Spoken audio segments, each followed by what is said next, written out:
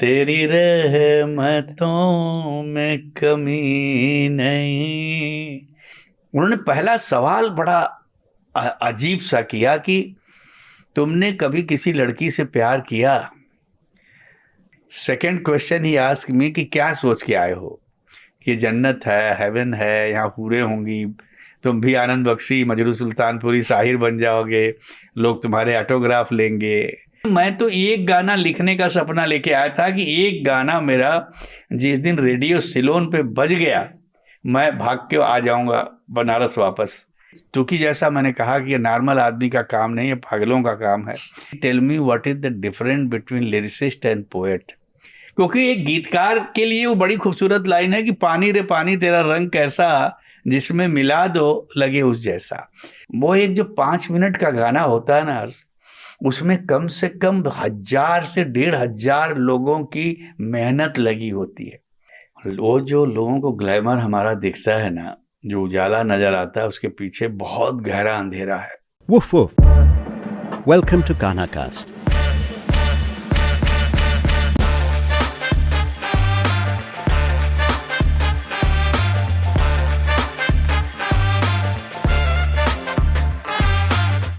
This episode is largely in Hindi.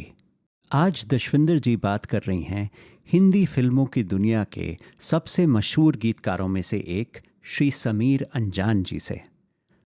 Sameer जी के गाने बहुत पॉपुलर रहे हैं और ये बहुत समय से हिंदी फिल्म इंडस्ट्री में काम कर रहे हैं। इन्होंने Guinness book of world records में भी अपना नाम बनाया है सबसे ज़्यादा हिंदी गाने लिखने के लिए। समीर जी ने जिन फिल्मों के गाने लिखे हैं उसमें शामिल है दिल, आशिकी और कुछ कुछ होता है जैसी हिट फिल्में। प्रणाम समीर जी। थैंक यू, नमस्कार। आपका बहुत बहुत स्वागत है, हृदय से स्वागत है हमारे स्टूडियो में कान्हा कास्ट के लिए। हम बहुत आभारी हैं कि आपने ये वक्त हमारे लिए निकाला, और जो लोग भी इस कान्हा कास्ट को देखेंगे उनके मन में कुछ सवाल ज़रूर रहे होंगे। आपको कौन नहीं जानता, आपका 40 सालों से भी ज़्यादा का जो सफ़र रहा है हमारी बॉलीवुड फिल्म इंडस्ट्री के साथ। आपके लिखे हुए गीत सबके होठों पर हैं, सबके दिलों में हैं। और मैंने कहीं पर पढ़ा कि जब आपने अपने करियर की शुरुआत की तो एक बैंक ऑफिसर होने के साथ की। वहाँ से ये गीत लिखने का सिलसिला कैसे जुड़ा वो? सबसे पहले तो हर्ष, मैं एक चीज़ के लिए आपको, आपकी पूरी टीम को, सबको बधाई देना चाहता हूँ कि मैं बहुत हृदय से आभारी हूँ दाजी का और उन तमाम लोगों का जो लोग मुझे यहाँ लेके आए। Because I was not aware about Kanha. मुझे पता नहीं था कान्हा नाम की कोई चीज़ है, जगह है। और फर्स्ट टाइम मैं यहाँ आया हूँ, पहली बार। और मैं आपसे बताऊँ कि जैसे ही मैंने मेन गेट में एंट्री ली तो मुझे ऐसा लगा कि एक बड़ी खूबसूरत लाइन है मजरू साहब की कि तेरा मुझसे है पहले का नाता कोई, यूं ही नहीं दिल लुभाता कोई। एक अजीब सा इंट्यूशन हुआ मुझे लगा कि यार there was the search in my heart from so many years. I was thinking कि कोई एक ऐसी जगह मिले जहां मुझे एक इंटरनल पीस की तलाश में मैं जिसमें हूँ, वो कहाँ मिलेगी। तो जैसे ही मैं अंदर प्रवेश किया, मेरे अंदर एक खुशबू कहीं महसूस हुई कि कुछ तो है जिसकी तलाश थी, वो यहीं कहीं है। तो इसके लिए एक तो बहुत बहुत आभारी, और दाजी से मिलके जो मुझे खुशी हुई, और आप तमाम लोग जिस तरह से पेश आए, एक सेवा भाव जो गुरु के प्रति होती है वही यहाँ के मेहमानों के प्रति भी आप लोगों की रहती है। और यही किसी इंस्टीट्यूशंस के सक्सेस होने का सबसे बड़ा कारण यही बनता है कि जगह खूबसूरत होने से ही नहीं वो जगह पॉपुलर हो जाती, वहाँ के लोग भी खूबसूरत होने चाहिए, उनका बिहेवियर अच्छा होना चाहिए, they should be down to earth होने चाहिए। और ये सारी चीज़ें आपने लोगों ने दादी से सीखी है, वो तो मुझे पता है, मेरी तो अभी चंद दिनों की मुलाकात है। अब मैं अपने पॉइंट पे आता हूँ कि आपने पूछा कि कहाँ से एक बैंक में काम करने वाला आदमी ये फिल्मी गानों का सपना कहाँ से देखने लगा। जी। तो थोड़ा सा बहुत शॉर्ट मैं अपना बैकग्राउंड बता दूं कि मैं एक तो बहुत ही, अगर मैं कहूँ कि लोअर मिडिल क्लास फैमिली से मैं बिलोंग करता हूँ। मेरे ग्रैंडफादर जो थे वो सेंट्रल बैंक में ही नौकरी करते थे, और मेरी पैदाइश गांव की है, एक यूपी में बनारस डिस्ट्रिक्ट में एक गांव है छोटा सा ओदार, वहाँ मैं पैदा हुआ। प्राइमरी शिक्षा दीक्षा मेरी वहाँ पे हुई, और उसके बाद मैं आ गया शहर में।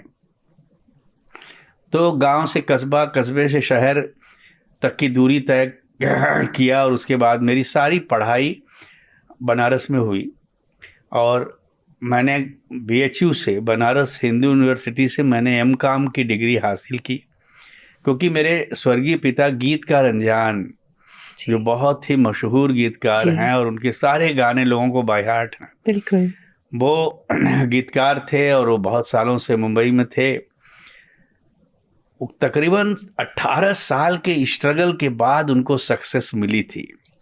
तो हमारा बचपन जो था वो, और हमारी जवानी, ये हमारे दादाजी के साथ गुजरी। मेरी माँ भी वहीं थी, क्योंकि पापा किसी को बुला नहीं सकते थे, क्योंकि वो खुद, उनको अपने जीविकोपार्जन की व्यवस्था करनी मुश्किल थी। तो हम लोग वहीं पढ़े लिखे बड़े हुए। उसके बाद उनकी बिल्कुल वो इस चीज़ के खिलाफ थे कि मैं फिल्मों में आऊं और गाना लिखूं। और वो इसलिए चाहते थे बिकॉज उन्होंने बहुत लंबा स्ट्रगल किया था। तो कोई भी बाप ये नहीं चाहेगा कि जिस आग में वो जला है उसी आग में उसकी आने वाली पीढ़ी जले। मगर नियति को क्या मंजूर था ये किसी को पता नहीं था। मैंने 2 दिन बैंक में नौकरी की और मेरे इनर साइड से आवाज़ आई कि Sameer, this is not your destination, you are choosing the wrong place. और मैंने ज़िंदगी में हमेशा केवल दिल की सुनी है जी। मैं दिमाग को, जब मैं फाइनल डिसीजन पे आता हूँ तो मैं दिमाग को साइड में कर देता हूँ। I go from whatever my heart says, I follow the path. और दिल से बार बार जब ये आवाज़ आने लगी तो दूसरे दिन टेबल पे बैठ के काम ना करके मैं रिकॉग्नाइजेशन लेटर लिख रहा था। और लिख के जब शाम को मैं निकला और घर गया तो मेरे घर में मातम का माहौल था, क्योंकि ग्रैंडफादर की नौकरी छूट चुकी थी and he was the only person जिस पे पूरा घर डिपेंड कर रहा था। तो उनको लगा कि एक और सहारा मिला हमको। जब मैंने माँ को बोला तो शी वाज स्टार्टेड क्राइंग कि तू ऐसा मत कर बेटा, बहुत प्रॉब्लम हो जाएगी, तू समझ नहीं रहा है, फादर अभी भी स्ट्रगल कर रहे हैं, तो तू जा मत घर से।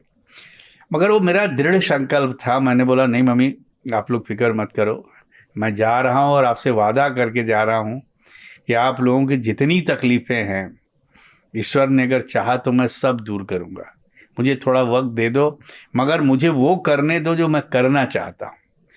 और उसके बाद हर्ष, मैं मुंबई की सरजमीन पे, वो तारीख़ मुझे कभी नहीं भूलती, 6 अप्रैल 1980 को मैं मुंबई की सरजमीन पे था।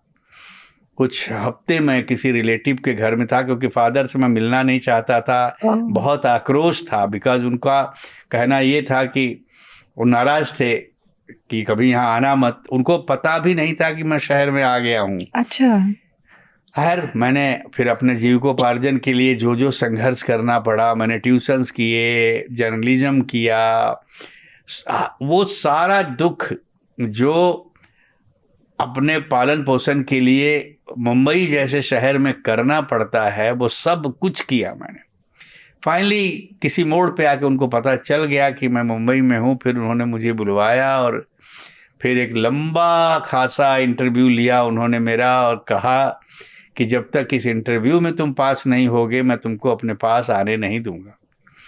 आई वाज लकी इनफ कि वो इंटरव्यू में पास तो कर गया, मगर उसके बाद भी उन्होंने कहा कि आपको अभी भी 1 साल लड़ाई लड़नी पड़ेगी अपनी, क्योंकि मैं देखना चाहता हूं कि आप में कितनी शिद्दत है यहाँ रहने की, और ये जो आप सोच के आए हो ये। उसके 2 क्वेश्चंस बड़े इंटरेस्टिंग हैं जो मैं आपको बताना चाहता हूँ जी।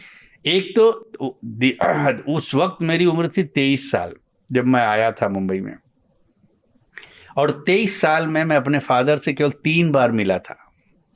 वो 3 बार जब गए थे बनारस किसी ओकेजन पे, तो मुझे लगता ही नहीं था कि ही इज़ माई फादर। वो जब आज जाते थे तो ऐसा कोई मेहमान आया चला गया।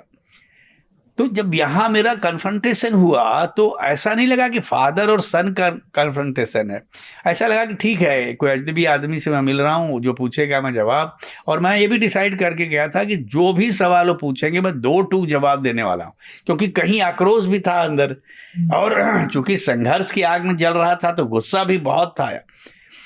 उन्होंने पहला सवाल बड़ा अजीब सा किया कि तुमने कभी किसी लड़की से प्यार किया? So I felt कि बहुत अजीब सवाल है, why he is asking on this moment, why he is asking this question? But what I told you कि मैंने डिसाइड किया था कि जवाब तो मैं दूंगा जो मेरे मन में। अब मैंने बोला हाँ किया था। क्या सोच के प्यार किया? तो मैंने बोला पापा कोई प्यार सोच के नहीं करता, किया तो किया। Then he asked कि now you ask me why I ask you this question? And I was curious था ही कि इन्होंने सवाल पूछा क्यों। मैंने बोला बताइए। बोले मैं जानना चाहता था कि सचमुच जब तुमने प्यार किया था तो तुम सच्चे प्रेमी हो या भगोड़े प्रेमी हो? कैसे मुझे पता चला, आप मुझसे पूछो। तो मैंने बोला बताइए। तो उन्होंने बोला कि देखो बेटा, जो सच्चा प्यार करता है ना वो सोच के नहीं करता। जो सोच के करता है ना उसमें सच्चाई हो ही नहीं सकती। वहाँ बिजनेस होता है, वहाँ कोई ना कोई टारगेट पॉइंट होता है। तो ये तुमने प्रूव कर दिया कि तुमने प्यार तो सच्चा किया था। और ये इंडस्ट्री जो है ना बेटा, ये महबूबा की तरह है। अगर इससे सच्ची मोहब्बत होगी तो ही तुम यहाँ रह सकते हो, नहीं तो तुम 2-4 महीने में भाग जाओगे यहाँ से। वाह। Second question he ask me कि क्या सोच के आए हो, कि जन्नत है, हेवन है, यहाँ पूरे होंगी, तुम भी आनंद बख्शी, मजरू सुल्तानपुरी साहिर बन जाओगे, लोग तुम्हारे ऑटोग्राफ लेंगे। हमने बोला यस, मैं भी यही सोच के ही आया हूँ। बोला मगर एक चीज़ नहीं सोचा तुमने कि जन्नत देखने के लिए बेटा मरना पड़ता है। Are you ready to die? मैंने बोला अगर सचमुच ये सच है और है भी कि अगर जन्नत देखनी है तो मरना पड़ेगा, तो yes I am ready to do that. बोले ओके। देन ही सेज कि बाकी जो क्वेश्चंस पूछे, देन ही आस्क मी कि तुम्हारे पास पैसा है? And that time in my pocket only 25 paisa was there, but I didn't ask. हमने बोला हाँ पापा है, पैसा है। And I run away from there. And then after 1 year he called me, and then that day he told me कि now you will stop writing. I will give you training now कि what is the difference between poet and lyricist, how to write a song on tune, how to observe the situation, how to discuss your director, how to diagnose कि what your director wants. So 1 year, and I will bring you everywhere, and when the producer and director will give you the situation, you also write and I will also write. मैं दोनों अपने नाम से सुनाऊंगा, मगर जिस दिन तुम्हारा मुखड़ा पास हो गया ना, उसके बाद मैं तुम्हारे कलम की तरफ देखूंगा नहीं। फिर मैं तुम्हारे परों में उड़ान दे दूंगा और आसमान दे दूंगा, तुम उड़ो। फिर उसके बाद मुझसे कभी पूछना मत कि पाओ। और हमेशा मेरा मुखड़ा फेल हो जाता था, तो आते थे घर बताते थे कि क्यों मेरा पास हुआ, क्यों तुम्हारा पास हुआ, क्योंकि तुमने सिचुएशन नहीं समझी बेटा, तुमने वो किरदार को जिया नहीं। वो शायर था, टपोरी था, बदमाश था, गुंडा था, या कोई फैमिली का आदमी था, तुमने देखा जो भी जहाँ लिख दिया। ऐसा नहीं होता है, यहाँ किरदार में ढलना पड़ता है। अगर वो शायर है तो तुमको शायर बनना पड़ता है, अगर वो टपोरी है तो तुमको टपोरी बन के लिखना पड़ेगा। Then you catch that language. So lots of things, you know, the language, this that, okay. And there was the time when that song my mukhda get past, और वो गया उन्हीं के नाम से, बट उन्होंने बोला कि बस आज के बाद अब मैं तुम्हें न तो सिटिंग में ले जाऊंगा, अब तुम जाओ, और मैं तुमसे पूछूंगा भी नहीं कहाँ जा रहे हो, किसके साथ सिटिंग करो। Now every decision will be yours.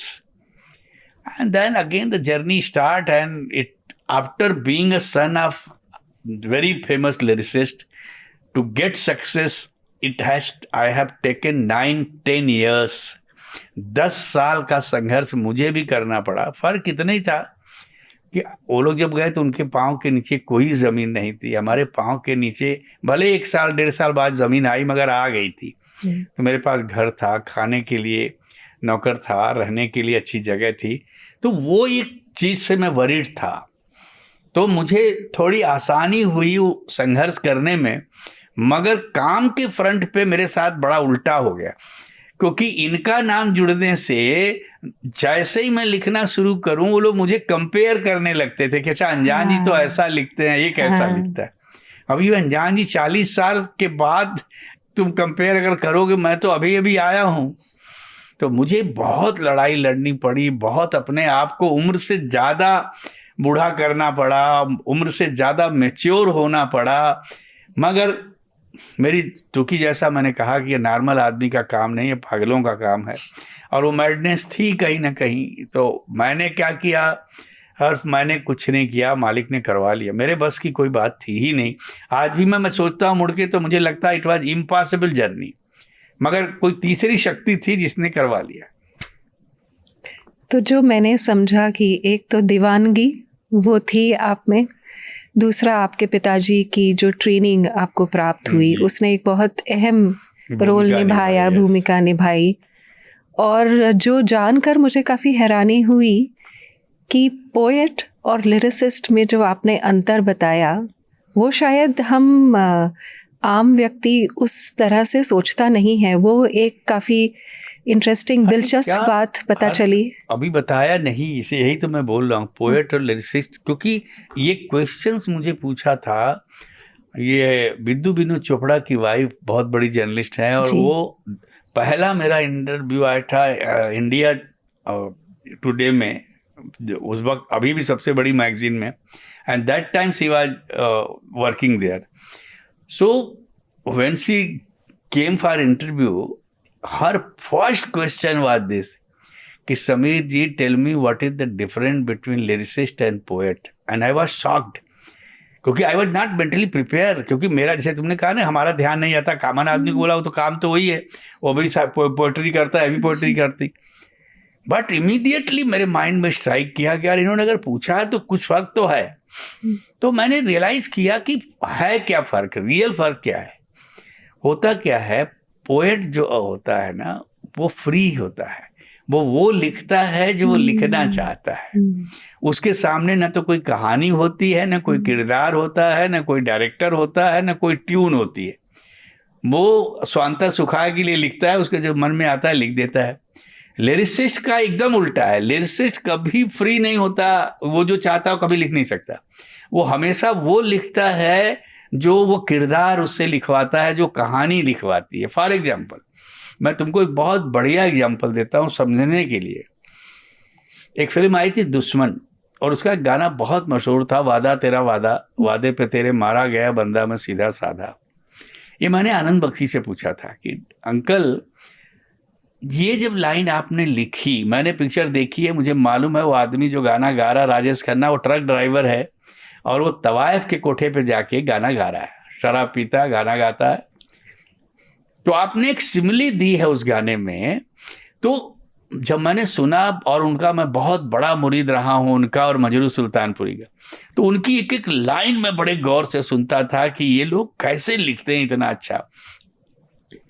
तो मैंने उसमें एक लाइन देखी कि उसमें आपने लिखा है कि और ट्रक ड्राइवर है और अपनी गर्लफ्रेंड को वो ग्लैमराइज कर रहा है, तो उसमें लिखता है कि तुम्हारी जुल्फ है या सड़क का मोड़ है ये, क्योंकि वो ट्रक ड्राइवर है। उसकी सिमली जो है वही उसको समझ में आएगा, जो उसका जो जीवन है।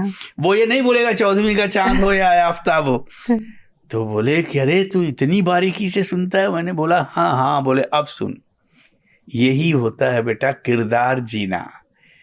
अभी जैसे मैंने साजन लिखी, तो साजन में वो शायर था संजय दत्त, तो क्योंकि मैं खुद ही शायर था, तो वो फिल्म लिखने में मुझे बहुत मजा आया, क्योंकि उसके एहसासात तो क्योंकि मेरे खुद के थी।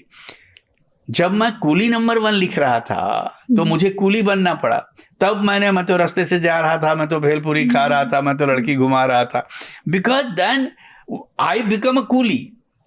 तब मैंने समझा कि अरे बाप रे बाप, ये चक्कर है, ये मगर वो इतना आसान नहीं है हर्ष, क्योंकि होता क्या है, आप एक चीज हैं जो आप ओरिजिनल हैं, और जैसे तुम शायर नहीं और मैं तुमको बोलूँ कि हर्ष तुम शायरी करो, तो कैसे समझ, तो शायरी आती नहीं, मगर हमारी मजबूरी है कि नहीं मुझे करनी पड़ेगी, मुझे शायर बनना पड़ेगा, मुझे टपूरी बनना पड़ेगा, मुझे एक पिता बनना पड़ेगा, मुझे एक गरीब बनना पड़ेगा, मुझे कव्वाल बनना पड़ेगा, मुझे एक संत बनना पड़ेगा, सब लिखना है।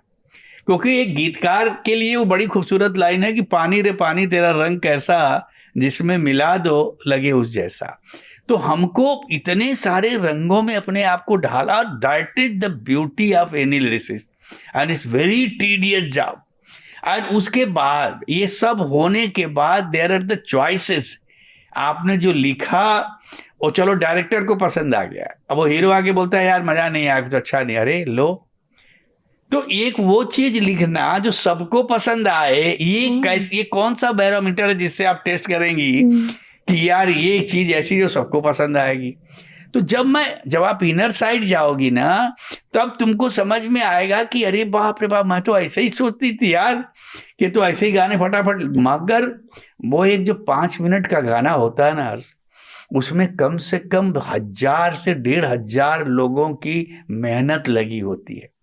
एक शायर होता है, फिर एक म्यूजिक डायरेक्टर होता है, फिर कम से कम सैकड़ों म्यूजिशियंस होते हैं, फिर डांसर्स होते हैं, डांस डायरेक्टर हीरो होता है, हीरोइन होती है, एंड फिर कैमरा मैन। मतलब आप काउंट करने जाओ तो वो एक क्रिएटिव की हुई चीज जब आपके सामने आती है, जिसको आप 5 मिनट में सुन के रिजेक्ट या एक्सेप्ट करते हो, उसमें इतनी मेहनतें लगी होती हैं, तब जाके गाना आपके सामने आता है।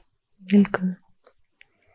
तो ये तो आपने जो बताया कि किस तरह से आपको उस किरदार के अंदर घुसकर उसकी तरह सोचना पड़ता है। मेरी समझ में ये तो एक्टर से भी ज़्यादा मुश्किल काम है, क्योंकि एक्टर को कम से कम उस किरदार में घुसकर सिर्फ उसके जैसे बोलना है, पर उसकी तरह सोचना वो गीतकार का काम होता है। तो बहुत कैरेक्टर, वो जो लोगों को ग्लैमर हमारा दिखता है ना, जो उजाला नजर आता है, उसके पीछे बहुत गहरा अंधेरा है। जैसे वो अंधेरा दिखता है ना, इसीलिए लोग भागते हैं घबरा के वहां से, गरीब बाप रे बाप ये नहीं सहा जाएगा। सक्सेस और अनसक्सेस के बीच का वैक्यूम जो है ना, वो नहीं जिया जाता, क्योंकि आपको इतनी अनसर्टेनिटी है कि कब काम मिलेगा तो चलेगा कि नहीं, चलेगा तो कितने और आगे काम मिलेगा कि नहीं। तो ये इट्स अ ब्लाइंड गेम, एक जुआ है। आपने पाशा फेंका है, वो लगेगा कि नहीं लगेगा कुछ पता नहीं। तो एक लिटरली आप जिंदगी दांव पे लगाने की, अगर आप में ताकत है, आप में मादा है, आप में अगर वो हौसला है, तो वहां आओ, नहीं तो जरूरत मत करो, नहीं तो ना इधर के होगे ना उधर के होगे। और देखो सक्सेस रेशियो तुम कभी काउंट करोगी ना, तो -% है। रोज मेरे ख्याल से मुंबई शहर में कम से कम 500 से 1000 लड़के रोज आते हैं गीतकार बनने। और 80s से लेके अभी तक तुम देखोगी, वो एक दौर था 70s 80s में, जो बहुत से साहिर भी थे, शैलेंद्र भी थे, मजरू भी थे, बक्सी भी थे, अनजान भी थे, इंदिवर भी थे। उसके बाद एक लंबा अंतराल आया, उनके जाने के बाद एक ऐसा नाम नहीं है जो इतना काम किसी ने किया हो या जिसका नाम वहां तक पहुंचा हो। तो ये इट्स अ बहुत बड़ी त्रासदी है कि क्यों ऐसा हो रहा है भाई। चलो ठीक है, एक तो चेंज ओवर का टाइम आया, बहुत म्यूजिक मार्केट में आ गया, बहुत लोग आ गए, कंपटीशन बहुत हाई हो गया। मगर कंपटीशन तो बेटा, जब हर दौर में कंपटीशन का लेवल वही होता है, तब सारी चीजें वैसी होती है ना। तब उसमें आपको, जैसे हमारे दौर में इतने टॉप राइटरों के बीच कंपटीट करना था, वो एक बहुत बड़ा चैलेंज था। अच्छा, अब वो सीनियर थे, मैं जूनियर था, उनमें कैसे मैच हो, वो कंपटीशन था। अच्छा, ये सब चीजें जो तब भी थी, वो चॉइसेस थी, वो सिचुएशन थी, वो डायरेक्टर था, तो चैलेंज तो थे। मगर हो क्या रहा है, जो बच्चे आ रहे हैं ना, जो मेरे साथ, जो तुमने पहले ही पकड़ा ना, कि जो मेरी ब्लेसिंग रही कि वो जो फादर, वो अभिमन्यु की तरह जो कोख में सीख लिया था ना 7 दरवाजे तोड़ना, वो एक मैं समझता हूँ बहुत बड़ी चीज थी, जिससे मैं हर रास्ता तोड़ के यहाँ तक पहुंचा हूँ। जब मेरा नाम गिनीज बुक में गया तो तुमको मैं बताऊं, मुझे कभी यकीन ही नहीं, अच्छा मैं तो लिखता रहा, मेरा ध्यान तो कभी था नहीं, और मेरे जैसा आदमी की कभी मैंने अपना कोई रिकॉर्ड न बनाया न रखा। तो जब उनका फोन आया कि सर आपका नाम जो है यहाँ आया है और हमको पता चला, हमने बोला भाई मुझे कुछ पता नहीं है, आप एक काम करो। बोले नहीं, there the one person be search his name, he the encyclopedia, उसके पास आपका नहीं सबका रिकॉर्ड है from very beginning. Doctor Madhok एक राइटर हुआ करते थे, वहां से लेके आप तक he has got each and every one detail. तो मैंने बोला भाई आप उसको बोलो मुझसे बात करे, एक बार मैं देख लूं, क्योंकि मुझसे पहले। And the best part was that जब मेरा वहाँ फॉर्म वो लोग भेजे तो उस वक्त उनके पास वो कैटेगरी नहीं थी। उसके पहले उन्होंने कभी लिरिसिस्ट को उन्होंने अवार्ड दिया ही नहीं था। तो बोले सर एक तो हमारे पास कैटेगरी नहीं है। तो हाँ, इन लोगों ने झगड़ा किया, कैटेगरी नहीं देन यू क्रिएट। ऐसा तो नहीं कि आपने जो बिगिनिंग में कैटेगरी बनाई है उसी में आप आगे भी देते हैं ना, किसी की मोछ बड़ी है तो उसमें दे दिया, किसी का टांग कटी है तो उसमें, तो आप ये भी कैटेगरी बनाओ। तो बोले आपके नाम से भी स्टार्टेड द कैटेगरी।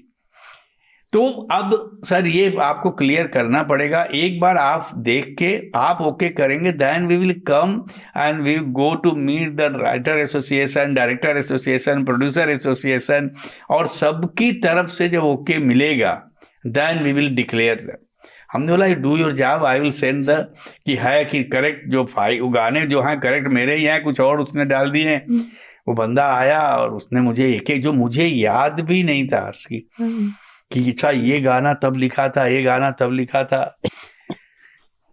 तो वो एक बड़ा अच्छा शेर है बशीर बद्र साहब का कि मैं चल रहा हूँ मुझ में है बस चलने की लगन, मैं चल रहा हूँ मुझ में है बस चलने की लगन, मैंने तो कभी मील का पत्थर नहीं देखा। वाह। तो मैं तो चले जा रहा था, कितने माइल चला गया वो कभी मुड़ के देखा ही नहीं।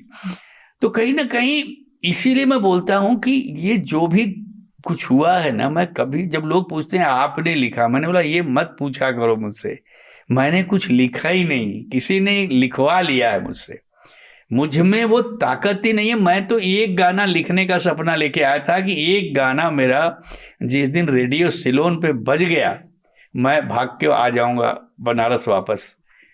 वो कौन एक गाना, कौन सी सफर, वो दुनिया कहाँ से कहाँ कौन लेके गया। मेरा सफर अंधे मुसाफिर की तरह था, एक उंगली पकड़ी थी वो लेके यहाँ तक आ गया है। ये जो सादगी और विनम्रता आप में हम पाते हैं, जबकि बॉलीवुड फिल्म इंडस्ट्री की दुनिया इतनी चकाचौंध की है, पर आपसे बात करके ऐसे लग रहा है कि आप जिसे समर्पण कहते हैं वो बात जो हम यहाँ पर आध्यात्मिकता में हम ध्यान करते हैं, तो वो जो समर्पण का भाव है वो बिल्कुल ऐसा ही तो है कि हम जानते नहीं हैं पर हम ये मानते हैं कि कोई एक हाथ है जो हमें आगे लेके जा रहा है। बिल्कुल। ये कैसे मुमकिन है कि वैसी दुनिया में ये ऐसे बने रहना? कुछ दो कारण है। एक तो मेरे पिताजी से बड़ा फिलासफर दुनिया में कोई नहीं है। उसी आदमी ने जिंदगी की इतनी अच्छी परिभाषा लिखी थी जो आज भी जब वो बचता है तो लोगों की आंख भर आती है कि जिंदगी तो बेवफा है, एक दिन ठुकराएगी, मौत महबूबा है अपने साथ लेके जाएगी, मर के जीने की अदा जो दुनिया को सिखलाएगा वो मुकद्दर का सिकंदर जाने मन कहलाएगा। तो मैं उस बाप की औलाद हूँ और उस आदमी ने मुझे दो लेसन दिया था कि देखो बेटा, दुनिया की दो ही चीज बदलती है और उन दो चीजों के सिवा जो बदले ना उसका समझ लो विनाश निश्चित है। तो मैंने बोला पापा क्या क्या? बोले एक वक्त और एक मौसम। ये दो चीजें ये कुदरत के नियम के हिसाब से ये बदलते रहते हैं, ये अलग, कभी सर्दी कभी गर्मी कभी बारिश, वक्त तो हर मोमेंट बदलता ही रहता है। अगर तुमको कभी ये लगने लगे कि तुम्हारे अंदर कुछ बदल रहा है ना, तो समझ लो कि कुछ अब गड़बड़ हो रहा है। और सक्सेस और अनसक्सेस दोनों तुम्हारी नहीं है, किसी ने दी है। तो जब सक्सेस मिले तो जिसने दी है ना उसी के चरणों में एक फूल चढ़ा देना, बोलना है आपकी अमानत आपके हवाले है। अनसक्सेस मिले तो उसी से जाके प्रार्थना कर लेना कि ये भी आपने दिया है, मुझे मंजूर है, केवल आपका धन्यवाद देने आया हूँ। आप जिस तरह से जिंदा रखेंगे वैसे ही रहूँगा। आप आज भी मैं सुबह योगा के बाद मैं केवल एक ही दुआ मांगता हूँ, 2 दुआएं मांगता हूँ कि ऊपर वाले की तरफ देखता हूँ, मैं बोलता हूँ कि 2 चीज तू मेरी एक दुआ कबूल कर ले। तूने मुझे सब कुछ दे दिया, जो मैंने सोचा भी नहीं था वो भी तुमने दिया। अब केवल मेरी 2 दुआ कबूल कर ले। अगर तू मुझे समझता है कि मैं तुम्हारा सच्चा बंदा हूं तो एक तो इस दुनिया से दुश्मनी खत्म कर दे, लोगों के दिलों से ये जो जहालत है, गंदगी है, दुश्मनी है, इसको निकाल दे। और दूसरा गरीबी, क्योंकि ये दोनों एक दूसरे के पूरक हैं और हर दर्द के पीछे का कारण यही दोनों है। अगर तेरी दुनिया में लोग गरीब नहीं होना तो ये दुश्मनी, ये जलालत, ये गंदगी काफी तो वैसे ही खत्म हो जाएगी। तो मैं तो हमेशा उनके बनाए हुए रास्ते पे, उन्होंने मुझे कहा कि देख तू गीतकार तो बड़ा बन जाएगा, और मैं तेरे टैलेंट की वजह से नहीं बोल रहा हूँ, तू मेरा बेटा है तो मुझे भरोसा है कि गीतकार अनजान का बेटा काबिल तो होगा, मगर अगर तू चाहता है कि मुझे सच्ची श्रद्धांजलि देनी है ना तो लोग मुझे ये बोलते हुए सुनाई देने चाहिए कि समीर जी, अनजान जी, आपका बेटा लिखता तो अच्छा है मगर वो इंसान बहुत अच्छा है। और हर्ष, यू कैनॉट बिलीव, मैंने अपनी बायोग्राफी रिलीज जब की ना तो उनके नहीं गुजर चुके थे, उनका बर्थडे था उस वक्त, और उस रिलीज फंक्शन में उसको रिलीज किया था अमिताभ बच्चन ने, और रिबन काटा था यश चोपड़ा ने, Sanjay Leela Bhansali, just name any director and any singer, everybody came that day and the all singer performed my song on the stage। और जब इंटरव्यूअर जिससे भी पूछता था कि आप इसलिए आए हैं कि समीर जी बहुत सक्सेसफुल गीत का, बोले नहीं, हम इसलिए आए हैं कि बहुत अच्छा इंसान है। दैट डे आई जस्ट ऊपर मैंने किया गर्दन और मैंने बोला पापा मेरे ख्याल से मैंने अपना फर्ज पूरा कर दिया, अब आप वहाँ से आशीर्वाद दे दो। आपने तो दे दिया है, बट आज मुझे अपने बेटे होने की पे प्राउड हुआ कि यार मैंने सचमुच जो मेरे बाप ने कहा था मैंने वो पाथ फॉलो किया। सो क्या होता है ना, बहुत हम लोग यहाँ से बहुत मुलायम होते हैं और हम लोगों के दर्द को जीते हैं। वो कहते हैं ना कि सारे जहाँ का दर्द हमारे जिगर में है। तो जब भी कोई अच्छी शख्सियत, अच्छा इंसान, अच्छी बात, अच्छी शायरी, अब जैसे मैं जब सुनाता हूँ दाजी को तो उनका जो रिएक्शन आता है ना, वो मतलब जैसे बच्चा खुश होता है ना वैसे खुश हो जाते हैं, बिकॉज उनके दिल में उतनी सच्चाई है, इतनी नेकियां भरी हुई हैं, इतनी अच्छाइयां हैं। आप इमेजिन करो एक आदमी बंजर में बहार ला सकता है। अभी मैं हम लोगों को दिखा रहे थे कुछ चीजें अपने, ये कैसे उगता है, अरे मैंने, और वो एक एक फूल को, पत्ते को ऐसे टच कर रहे थे ना जैसे अपने एकदम नवजात शिशु को टच करते हैं ना वैसे टच करते। तो ये मोहब्बत होती, जो सच्चे लोग होते हैं ना, जो मैंने बोला पागल लोगों का काम है, ये नॉर्मल आदमी का काम नहीं है। और ये पागल बनाने वाला वही है जो बैठा ऊपर, वो भेज देता है। सचिन तेंदुलकर को भेजा जा तू केवल क्रिकेट खेलेगा, अमिताभ बच्चन को बोला भेजा कि जा तू केवल अभिनय करेगा, हमको भेजा जा तू केवल गाना लिखेगा, दादी को भेजा कि तू केवल प्रकृति और मानव की सेवा करेगा जा। तो ये दुनिया जो है ना, जब बहुत करीब से आप देखते हैं, महसूस करते हैं, तो आपकी समझ में आता है कि अरे यार ये बहुत कुछ। और अभी भी लोग मुझे वो कहते हैं ना, आपने याद दिलाया तो मुझे याद आया। अब जब लोग बोलते हैं कि आपने इतने गाने लिखे तो मुझे याद आता है। मैं तो सोचता हूं कि मेरा एक शेर है बहुत अच्छा हर्ष की, न पूछो कि है मेरी मंजिल कहाँ, न पूछो कि है मेरी मंजिल कहाँ, अभी तो सफर का इरादा किया है। न पूछो कि है मेरी मंजिल कहाँ, अभी तो सफर का इरादा किया है। न हारूंगा मैं हौसला उम्र भर, किसी से नहीं खुद से वादा किया है। वाह। तो अभी तो मुझे ऐसा लगता है कि मैं जो असली लिखना चाहता हूँ, जो अभी एक तड़प है, वो न तो फिल्म मिली है न वो सिचुएशन मिली है। तो वो तलाश में, जैसे कुछ आध्यात्मिक गाने लिखा मैंने, अभी राम मंदिर पे मैंने गाना लिखा जिस पे मोदी जी ने ट्वीट भी किया, मैंने कारगिल के जवानों के लिए गाना लिखा। एंड अभी देखो याद आया, कारगिल पे बात करा था, तो मुझे एक गाना मेरा ऐसा है जो 26 जनवरी 15 अगस्त को बजता ही बजता है, that is the youth anthem. और मैंने जब बागा बीच पे, बागा बॉर्डर पे जब जवानों को रात को वो क्या बोलते हैं, रम पी के और एक गाना बजा के डांस करते हुए देखा ना, तो मैंने ईश्वर का इतना शुक्रिया अदा किया कि यार कम से कम मेरा गाना जवानों का कहीं दिल तो बहला रहा है, उनमें एक जोश तो पैदा करता है। दैट सॉन्ग सुनो गौर से दुनिया वालों, बुरी नजर ना हम पे डालो, चाहे जितना जोर लगा लो सबसे आगे होंगे हिंदुस्तानी। तो कहीं ना कहीं इस तरह का काम करके, जैसे मैंने लेजेंड ऑफ भगत सिंह में जब ए आर रहमान के साथ लिखा जो गाना है, देश मेरे मेरी जान है तू, तो ऐसा काम जब मिलता है ना तो मेरी एक्साइटमेंट बहुत बढ़ जाती है। इसीलिए मैं अभी फिल्में बहुत कम कर रहा हूँ, मैं इस तरह का काम बहुत कर रहा हूँ, क्योंकि इनसे मुझे एक अजीब तरह का सेटिस्फेक्शन मिलता है। मुझे लगता है नहीं यार, अब मेरा काम जो है थोड़ा समाज के लिए, देश के लिए सोशल काम करना बहुत अच्छा है। शायद मेरे कलम से कुछ ऐसी भी चीज़ आ जाए जिससे लोग आज भी जो वैष्णव जन तो तेने कहिए जैसे गाने, या मेरे वतन के लोगों जरा आंख में भर लो पानी जब सुनते हैं, तो उस राइटर को और उस कंपोजर को, सिंगर को मैं दुआ देता हूं कि आप लोगों ने ऐसा काम कर दिया। आज दादी के साथ बैठ के मैं काफ़ी गाने सुन रहा था, तो वो गाना मेरा एक बड़ा पसंदीदा गाना है और बड़ा सूफियाना गाना है। हर्ष आपने जरूर सुना होगा कि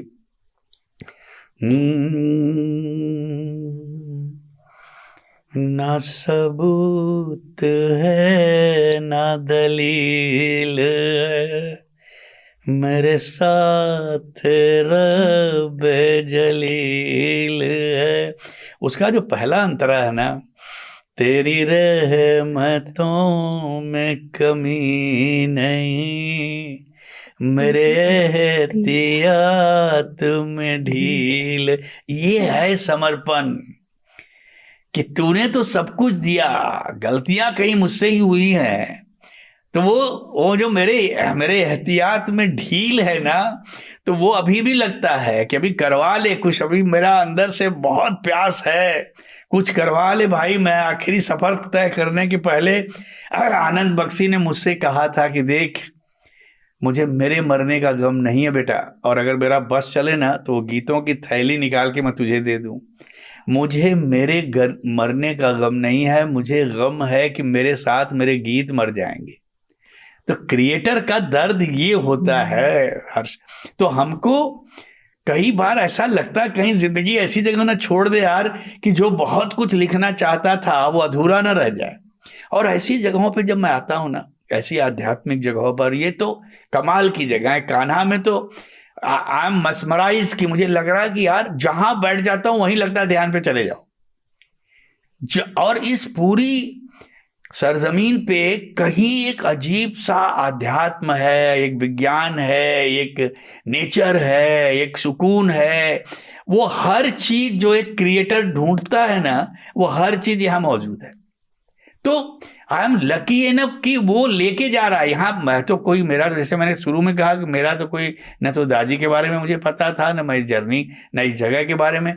ये कोई है जो मैंने कहा ना, मुझे उंगली पकड़ा हूँ, अब वो लेके जा रहा है। कहाँ कहाँ घुमाएगा मुझे पता नहीं, और मैं चल देता हूँ।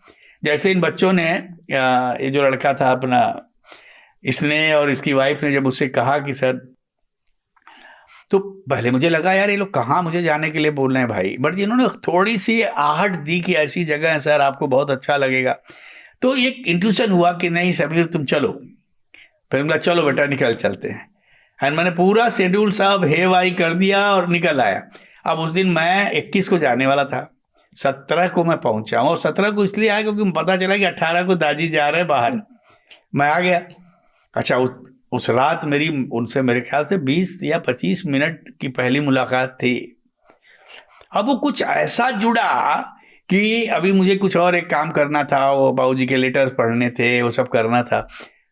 तो बोले नहीं चलो तुम मेरे साथ अभी निकलो यहाँ से।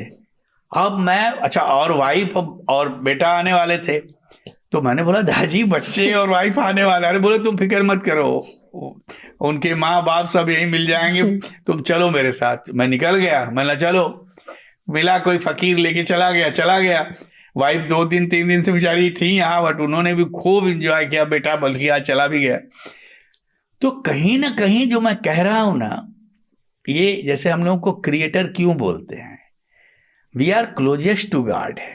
हम तो अभी बैठे हुए थे, कुछ ऐसे ही फटाक दिमाग कहाँ लाइन आई, मैं सोच कुछ और रहा हूं और आमद हुई एक चीज, तुरंत मैंने उसको लिख लिया, क्योंकि मुझे पता है कि अगर मैं इसको 2 सेकंड भी भूला ना तो गया। तो इसीलिए हम उसके सहारे, मैं बोलता हूं ना कि उसी की उंगली पकड़ा हूं, क्योंकि उसी के करीब हूं। मेरे पास न तो कोई ऐसा हार्डकोर फार्मूला है। जब लोग मुझसे पूछते हैं आप कैसे लिखते हैं, कहाँ से इंस्पायर होते हैं, तो मैंने बोला बेटा इसका कोई फार्मूला, जब शेक्सपियर से किसी ने पूछा कि how to write, he says only 1 word write, लिखते जाओ। तुलसीदास ने लिखा ना, करत करत अभ्यास जड़ मत होए सुजान। तो इसका कोई नहीं कि आप क्रोसिन का 2 टैबलेट खा लो तो आप शायर बन जाओगे, ऐसा नहीं होता। तो बस जब ठीक है, जब तुमको पता है कि असली कर्ता वही है, तो पकड़े रहो उसको, बस उससे ध्यान मत हटाओ। और इसीलिए जब जब उसका अक्स कहीं दिखता है ना, तो मेरा ध्यान बहुत आकर्षित हो जाता है ऐसी जगहों से, क्योंकि यहाँ कहीं, यहाँ की आबो हवा में अध्यात्म है, यहाँ की आबो हवा में कहीं ना कहीं एक बड़ी खूबसूरत सी चीज रवां है, बह रही है। तो वो कहीं हमको जब वो टच करती है तो लगता है कि हाँ यार यही तो ढूंढ रहे थे।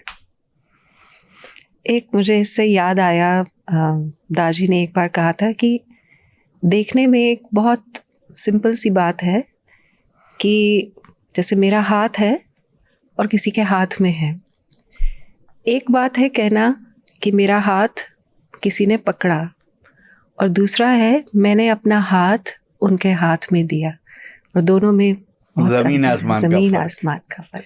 मैंने वही तो दादी को बात सुनाई, इतने खुश हो गए। मैंने कहा देखिए दादी, को और की के बीच में इतना बड़ा भाव छुपा हुआ है।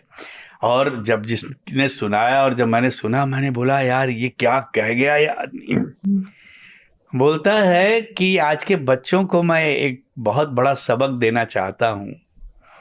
वो राम को मानते हैं मगर राम की नहीं मानते, वो पिता को मानते हैं, पिता की नहीं मानते। तो देखो को और की के बीच फर्क कितना बड़ा हो गया। तो वही है, मैंने आपके हाथ में हाथ दिया है या आपने मेरा हाथ पकड़ा है, इनमें बहुत बड़ा फर्क है। यही तो भावनाएं यही तो होती है ना। देखो बेटा, किसी भी चीज के लिए सबसे बड़ी जो चीज होती है ना, जिसको हम समर्पण बोलते हैं, अगर आप समर्पित नहीं है ना, तो कभी भी आपकी उपलब्धि पूरी होगी ही नहीं, आप लक्ष्य को पाएंगे ही नहीं, क्योंकि आधा अधूरा काम कभी भी पूरा नहीं होता।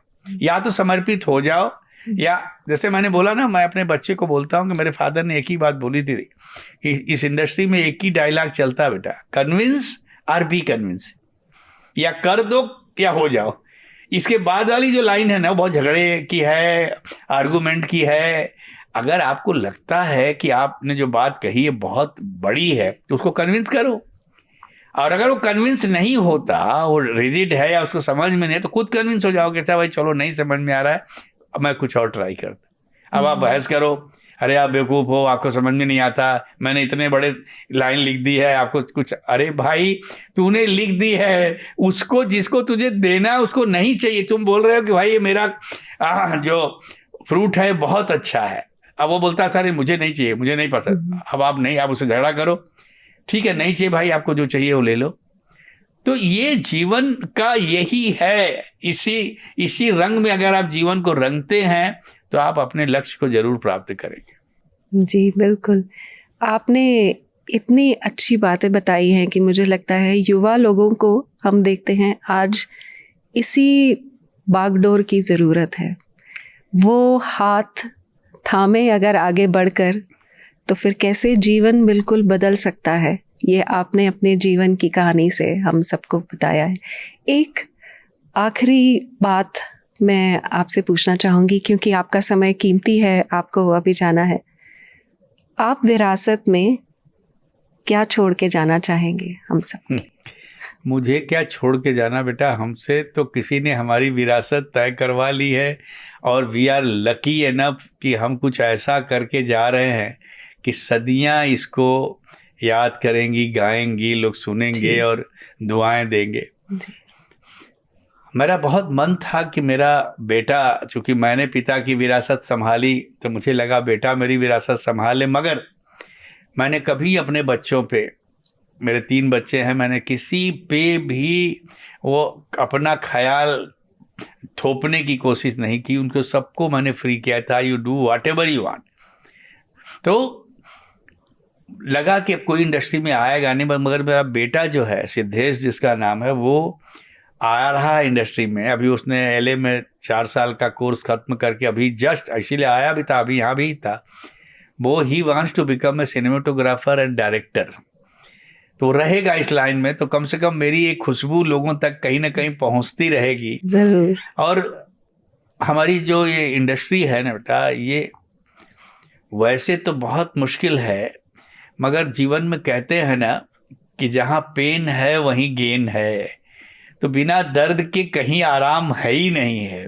मेरा एक बहुत खूबसूरत मुखड़ा है कि जिस दर्द में आराम है, इश्क उसी का नाम है। बिल्कुल। तो जीवन में कभी इन चीज़ों से घबराना नहीं चाहिए, कंपटीशन में आना चाहिए, मगर आने के पहले जो आना चाहते हैं लोग, हमेशा मेरे मेल पे, मेरे इंस्टाग्राम पे सबको यही सवाल पूछना है कि सर मैं कैसे गीतकार बनूं। मैं उनको हमेशा एक ही बात समझाता हूं कि पहले तो अपने आप को प्रिपेयर करो। तुमको ये लगता है कि भैया सांसों की ज़रूरत है जैसे ज़िंदगी के लिए, बस एक सनम चाहिए आशिकी के लिए, बहुत आसान। ये जो आसान दिखता है ना, इसके पीछे बहुत गहरा दर्द है, बहुत गहरा अनुभव है। गालिब से लेके मीर तक मैंने किसी को छोड़ा नहीं यहाँ आने के पहले, सबको पढ़ा। तब जाके जब समुद्र का मंथन हुआ, तब जाके थोड़ा सा अमृत निकला था। तो आप अभी पढ़ना ही नहीं है, आपको बस ये लगता है मैं गया और फट से राइटर बन जाऊंगा। आपका जो भी राइटर, फेवरेट राइटर हो, पहले तो उसको बहुत गौर से सुनो, और किसी गुरु को रखने की जरूरत नहीं है। अभी आनंद बख्शी का कोई भी गाना आप ले लो, मजरू का कोई भी, क्या हुआ तेरा वादा, वो कसम वो इरादा, भूलेगा दिन, आप इसके जवाब में एक लिख दो और खुद जज करो कि वो जो है उससे अच्छा है या कम से कम उतना है। अगर जिस दिन आप इस कंपटीशन में आपको लगे कि आप खरे उतर गए हैं, आप आ जाओ। दुनिया की कोई ताकत आपको नहीं रोक सकती। और अब तो इंडस्ट्री का दरवाजा एकदम ओपन है न्यू कमर्स के लिए। This is the right time. बहुत स्कोप है, बहुत काम है, मगर वहां यही है कि वो इम्तहान की जगह है, पढ़ने मत आना। If you are prepare for the examination then you come there. तो thank you very very much. And thank you. तुमसे बात करके भी मुझे बहुत अच्छा लग रहा। तुम्हारी आंखें 2-3 बार भरी ही हैं, तो मुझे ऐसा लगता है कि तुम्हारे जज्बे में भी बहुत सारे अच्छे ख्याल हैं, अच्छा दर्द है, अच्छी सोच है, और होनी ही है, क्योंकि तुम जिस जगह बैठी हो और जिस गुरु के साथ बैठी हो, वो तो हमारे हृदय में डाल देता है भावनाओं का एक समंदर, कि जब भी कोई अच्छी बात लगे आप उसको ग्रहण कर लो बेटा। तो मैं फिर से कान्हा का बहुत बहुत आभारी हूँ, आप लोगों का आभारी हूँ, और दाजी का तो क्या बोलूँ, उनका आभार प्रकट करना बहुत छोटा शब्द है। मैं प्रार्थना कर सकता हूँ कि ईश्वर उनको बहुत लंबी उम्र दे और वो हम लोगों के बीच बहुत बहुत सालों तक रहें, और हमको ऐसे ही सच्चाई का रास्ता दिखाते रहें और प्रकृति और मानव की सेवा हमसे करवाते रहें। धन्यवाद सर, हम आपके बहुत बहुत आभारी हैं और आपके लिए भी प्रार्थना करते हैं। जिस तड़प को आप अपने अंदर महसूस करते हैं और हमें उसकी एक इतनी सी एक झलक देते हैं, जिससे हमारी रूह तक हम उसे महसूस कर पाते हैं, वो आपकी जो कला है, जिसके पीछे आप बताते हैं कि एक विज्ञान भी छिपा है, वो कला आपकी ऊंचाइयों तक छुए और मालिक की कृपा से हमेशा मैंने बनी दादी रहे। से गुजारिश भी की है, प्रार्थना भी की है कि मैं अगली बार जब आऊँगा ऐसा ही सेशन जो हमारे और तुम्हारे बीच है, जब बच्चे हों, यंग बच्चे जितने हैं उनके, और लोग उनके जो चाहने वाले हैं, उनके जो फॉलोअर्स हैं, उनके साथ एक क्वेश्चनर होना चाहिए। तो उनको भी जब मैं बोलता हूँ ना, तो उन बच्चों को बड़ा हौसला मिलता है कि यार ये अगर आदमी अचीवर है या किसने सक्सेस हासिल की है, तो जैसे जब वो बोलते हैं तो लोग उन बातों को बड़े गौर से सुनते हैं, उनको मालूम है दादी कह रहे हैं। तो शायद, और मैं इसलिए करना चाहता हूँ कि पता नहीं मेरी कौन सी बात किस पे असर कर जाए और वो बच्चा सफलता हासिल कर ले। जी, तो इसीलिए मैंने उनसे कहा, बोले नहीं बिल्कुल करेंगे हम लोग। बिल्कुल। और मेरा एक बहुत मन था उनके साथ ऐसे इंटरेक्शन करने का। जी। तो बोलते हैं कि अभी तो रुक जा, वहाँ अगली बार फिर मैं करूंगा तेरे साथ, तो जरूर करूंगा। वो तो एकदम देखने वाला है, एक होगा सेशन। वो क्योंकि जब दो दिल वाले, जो आमने बिल्कुल, सामने जब हो तो बात हाँ। कुछ और रंग लाएगी। जी, थैंक यू, जी, thank you, thank you you. have asked so lovely questions and so different also। वरना तो आपने कौन सी फिल्म लिखी, कब लिखी, ये सब बहुत कर करके कुछ ऐसा इंटरेक्शन अच्छा हो, बहुत दिल के करीब का इंटरेक्शन होता है, तो मुझे बात करने में भी मजा आता है। वरना तो ठीक है, वो कॉमन इंटरव्यू होते रहते हैं। और मैं बड़ी प्रार्थना करता हूँ, देखो ये मत पूछा करो, मुझसे ज़्यादा लोग मुझे जानने लगे। मेरे विकिपीडिया पे, मेरे गूगल पे जाओ, दुनिया भर की चीज़ें। तो ये मत पूछो कि मैं कैसे, कौन सी पहली फिल्म मिली, तो कितने गाने आपने लिखा, वो सब देख लेना वहाँ भाई। कुछ ऐसा मुझसे पूछो जो मैं चाहता हूँ बोलना, जिसके बारे में मेरे मन में तो हाँ, मेरे मन में तो अभी बहुत सारे प्रश्न थे, पर समय की तो हम बात करते रहे तो 4-5 घंटे का इंटरव्यू चलेगा, and people will love to watch also. मैं आपके दिल के बारे में और जानना चाहती थी, पर समय की पाबंदी है। अगले सेशन में करेंगे। ये पॉडकास्ट तो चलता ही रहेगा, क्योंकि मैं यहाँ आता ही रहूंगा। हम हर जब आएंगे तो एक पॉडकास्ट कर लेंगे। Thank you. कल क्वेश्चनर तैयार करके रखा करो। जितने तुम्हारे दिल और जज्बात में जो सवाल आए सब बना के रखना। I will answer each and every question. I would be so grateful, so grateful. Thank you, thank you. Thank you for tuning into this episode of KanaCast. Please follow and subscribe to KanaCast on Spotify, YouTube, and Instagram. Until next time, woof woof.